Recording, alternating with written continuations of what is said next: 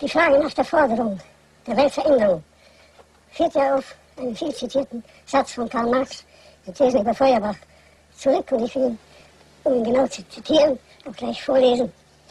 Die Philosophen haben die Welt nur verschieden interpretiert, unterstrichen. Es kommt darauf an, sie zu verändern. Bei der Zitation dieses Satzes und bei der Befolgung dieses Satzes übersieht man, dass eine Weltveränderung voraussetzt eine Änderung der Weltvorstellung. Und dass eine Weltvorstellung nur zu gewinnen ist dadurch, dass man die Welt zureichend interpretiert. Das heißt, Marx fußt auf einer ganz bestimmten Weltinterpretation, um seine Veränderung zu fordern.